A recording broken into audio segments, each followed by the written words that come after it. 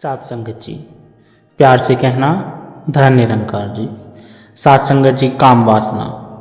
चलिए जानते हैं, इस विचार के माध्यम से आशय प्रवान करें और ध्यान से सुने। सात संगत जी, बहुत समय पहले एक ब्रह्मज्ञानी संत थे जिनका नाम स्वात्मानंद था। वे बचपन से ही विरक्त थे, ध्यान में बैठे रहते थे। जीवन के अर्थ को खोजते, वेदों का ज्ञान, शास्त्रों का अभ्यास, प्रवचनों की गूंज, सब कुछ उनके जीवन का हिस्सा था। पर भीतर एक तूफान उठता, काम वासना। जब वह निरंकार के सिमरन और ध्यान में बैठते, नारी की छवि उभर आती थी। जब मौन होते, शरीर में उत्तेजना दौड़ जाती और वे अपराध बोध में डूब जाते। उन्हें लगता, मैं कितना गिरा हुआ हूँ, मैं ब्रह्मज्ञानी हूँ, फिर भी इस तुच्छ इच्छाओं में फंसा हुआ हूँ। वे बहुत रोए, उन्होंने खुद को दंड भी दिया, कई दिनों तक मौन व्रत भी रखा, लेकिन इच्छा भीतर कहीं और गहराती गई। अंततः वे अपने गुरु महातपस्वी ऋषि अरुणोदय के पास पहुंचे। स्वात्मंद ने गिरकर कहा, गुरुदेव, मैं हार गया हूँ। यह काम वासना मुझे खा रही है।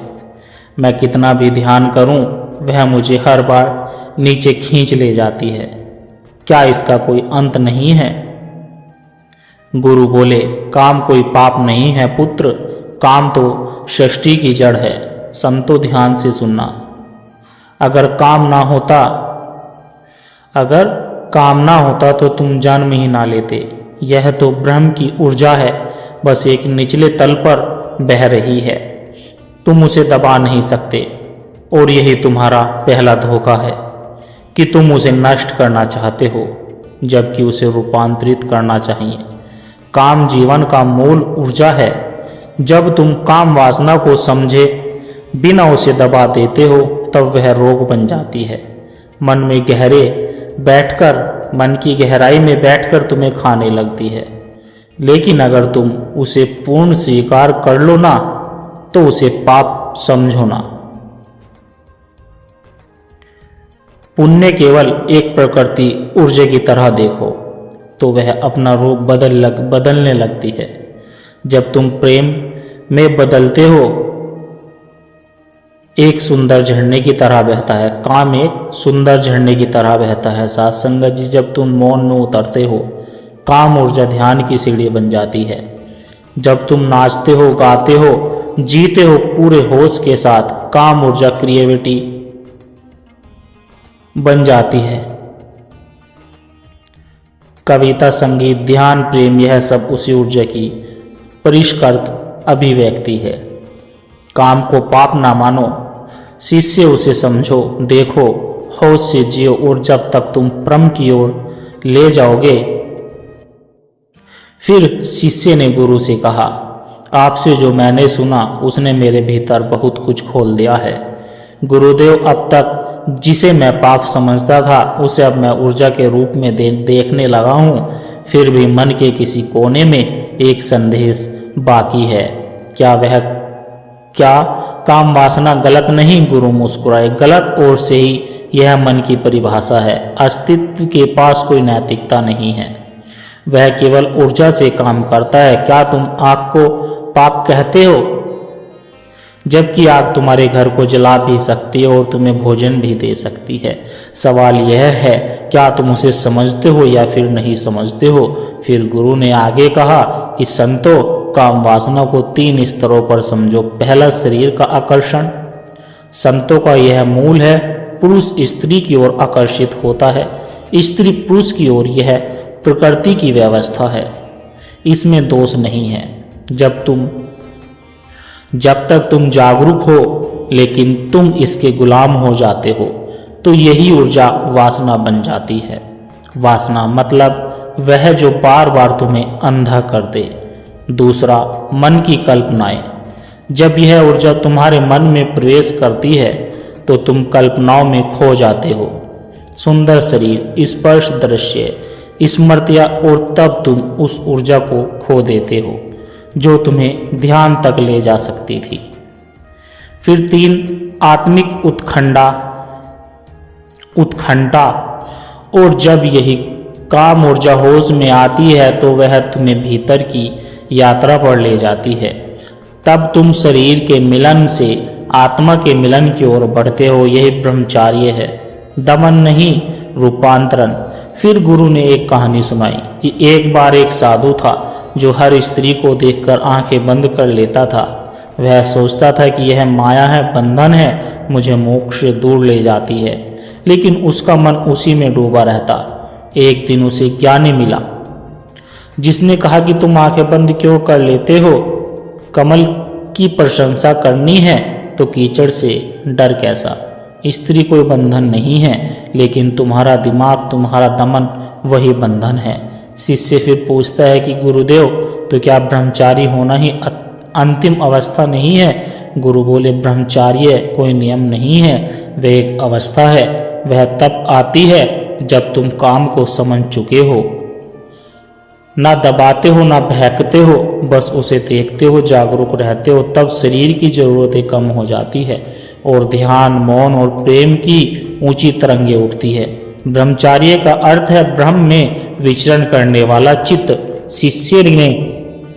शिष्य ने गुरु की सारी बातें सुन ली। काम वासना के रूपांतरण, ध्यान की विधियों और ऊर्जा को समझने का गुण, ज्ञान सब ग्रहण कर लिया। फिर भी वह हल्का संकोच लेकर कह बैठा कि गुरुदेव, आप जो कह रहे हो वह सब ठीक है, गुण भी है, गहन भी है, परंतु फिर भी यह काम वासना मुझे भीतर से विचलित कर देती है। मैं जानता हूँ कि यह रूपांतरित हो सकती है, फिर भी रोज वही चक्र दोहराता हूँ। कभी मोबाइल पर गंदे वीडियो, कभी हस्त मैथुन, तो कभी स्त्रियों की तरफ आकर्षण। मैं चाहूँ या ना चाहूँ, यह ऊर्जा मुझे बाहर बहती रहती है। फिर गुरु ने कहा, देखो शिष्य, बात ऊर्जा की नहीं है, बात यह है कि तुमने उसके बहकावे के लिए रास्ते खुद बनाए हैं। गुरु बोले, जब तक यह रास्ता खुले रहेगा, मोबाइल पर अश्लीलता, हस्तमैथुन करना, भोग, बुद्धि रखना किसी पराई स्त्री की तरफ, तब तक वह ऊर्जा बढ़ती रहेगी। ऊर्जा को मत रोको, लेकिन उसके बहाव के दरवाजे को बंद कर दो। गुरु बोले, शिष्य, मैं भी एक समय तुम्हारी ही तरह था। ब्रह्म ज्ञान प्राप्त करने के बाद भी जब जब मैं अकेला होता, जब जब मैं ढीला पड़ता, वासना भीतर लहर की तरह उठ जाती। और तब एक दिन मैंने अपने गुरुदेव की प्रतिमा के आगे खड़े होकर और मेरी माँ की, जो मेरे हृदय में सबसे प्रिय थी, उनकी कसम खाई। मैंने संकल्प ले लिया कि 1 महीने तक मैं ना तो हस्त मैथुन करूँगा, ना ही स्त्री की ओर वासना की दृष्टि से देखूंगा, और ना ही रास्तों को बंद करूंगा जहां से यह ऊर्जा व्यर्थ बह रही है। और सच मानो शिष्य, जैसे ही वह दरवाजा बंद हुआ, वह ऊर्जा भीतर संचित होने लगी। पहले दिन बेचैनी हुई, दूसरे दिन पीड़ा हुई, पर 7वें दिन से ध्यान की गहराई ऐसे बनी कि काम वासना स्वयं ही शांत होने लगी। फिर जब भी कोई वासना का ख्याल आता तो मन यही कहता कि कोई फायदा नहीं है, क्योंकि तुम संकल्प से बंधे हो। फिर काम वासना के विचार ही आने बंद हो गए। साथ संगत जी, क्योंकि ऊर्जा का स्वभाव होता है, शिष्य कहीं ना कहीं तो जाएगा। वह बाहरी रास्ते बंद कर दिए तो वह भीतर की ओर बहने लगी, और वही ध्यान, वही आनंद, वही शक्ति बन जाती है। और यही तुम्हें भी करना होगा। फिर गुरु का अंतिम उपदेश था कि अब सुनो शिष्य, यदि तुम इस चक्र से मुक्त होना चाहते हो तो 1 महीने का संकल्प लो। वह संकल्प अपने आराध्य या फिर अपनी माँ के नाम पर लो, किसी ऐसे के नाम पर जिसे तुम कभी धोखा नहीं देना चाहते। हर बार जब वासना उठे उस संकल्प की याद करना, और जब 1 महीना पूर्ण हो जाए तो फिर से नया संकल्प लो, क्योंकि 1 महीने बाद फिर से तुम्हें वह वासना सताने लगेगी। और जब सताने लगे तो दोबारा संकल्प ले लेना। 1 और महीना, फिर 3 महीने, फिर 1 साल, और फिर पूरा जीवन। गुरु ने कहा कि भगवान श्री कृष्ण ने भी भागवत गीता में यही कहा है कि एकमात्र संकल्प शक्ति ही है जिससे तुम अपना मन और इंद्रियों को अपने वश में कर सकते हो। जिसका मन और इंद्रिया वश में है वह स्थित प्रज्ञ पुरुष ही ब्रह्म के समान होकर ब्रह्म को प्राप्त कर सकता है। गुरु रुके और फिर बोले, लेकिन ध्यान रखना शिष्य, अपने नियम नहीं, अपने संकल्प को कभी तोड़ने मत, क्योंकि संकल्प टूटता है तो सिर्फ नियम नहीं टूटता, तुम्हारा आत्मविश्वास टूटता है। और आत्मविश्वास जब एक बार गिरता है तो व्यक्ति सोचने लगता है कि मैं इससे कभी निकल नहीं सकता, मैं बस वासना का गुलाम हूं। पर नहीं शिष्य, तुम गुलाम नहीं हो, तुम आत्मा हो। तुम में भी वही अग्नि है जो योगियों में जलती है, बस तुम्हें अपनी ऊर्जा का प्रवाह बदलना होगा। अब गुरु उठे, उन्होंने शिष्य के कंधे पर हाथ रखा और कहा कि अब जाओ और अपने भीतर की मशाल को बुझने मत देना। यह ऊर्जा तुम्हें गिराने नहीं आई है, तुम्हें ब्रह्म बनाने आई है। बस एक मार्ग बदलना है, एक मार्ग बंद करना है और तुम मुक्त हो जाओगे। यही मेरी अंतिम उपदेश है। फिर गुरु मौन हो गए और वह मौन शब्दों से कहीं ज्यादा गूंजता रहा। शिष्य की आत्मा में अब शब्द समाप्त हो गए और यात्रा शुरू हो गई। संतों, अगर कहने में समझाने में कोई त्रुटि हुई हो तो दास को क्षमा करना। और दास आशा करता है दास के द्वारा कहे विचार आप सभी संतों को अच्छे जरूर लगे होंगे। अगर अच्छे लगे हो तो वीडियो को लाइक करें, शेयर करें, कमेंट बॉक्स में द निरंकार जी लिखकर दास के चैनल को सब्सक्राइब जरूर करें।